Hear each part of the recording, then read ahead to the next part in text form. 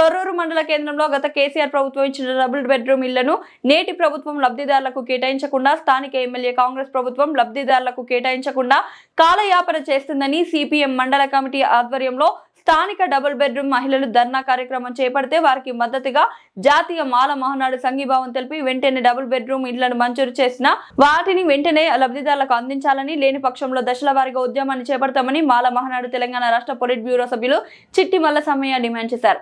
జాతీయ మాల మహానాడు కార్యదర్శి యశోద భాస్కర్, మహబూబాబాద్ జిల్లా అధ్యక్షుడు మహేష్ బండి, అశోక్ నెల్లికుదురు మండల అధ్యక్షుడు కారం ప్రసాద్ తదితర మండల జిల్లా నాయకులు పాల్గొన్నారు.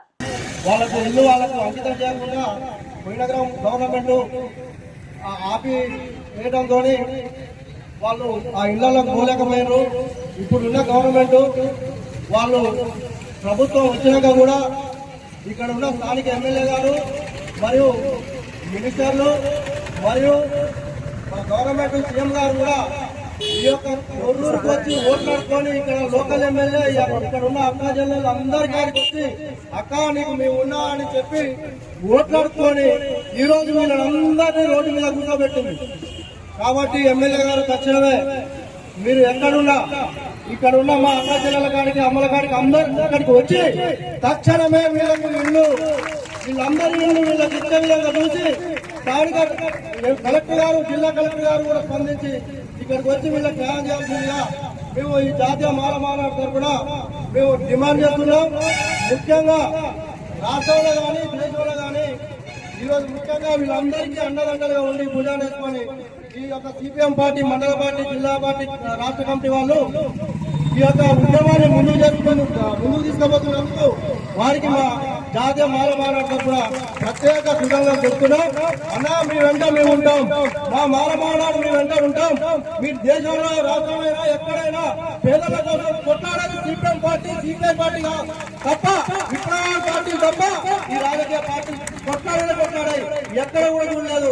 వాళ్ళ రాజకీయ లబ్ధుల కోసం మాత్రమే నిరాదీక్షలు చేపిస్తారు.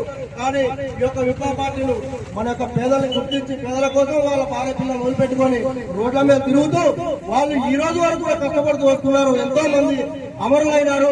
ఆ అమర ఛాయాలు ఉన్న మా అన్నవాళ్ళు ముందు తీసుకుపోతూ మిమ్మల్ని అందరినీ ఉద్యమంలో ముందుకు నడిపిస్తున్నారు. వాళ్ళకు మీరు ఎప్పుడు ఎల్ల వేళ వాళ్ళకి ఎలాంటి అవకాశాలు వాళ్ళతో ఉండాలని కోరుకుంటున్నారు.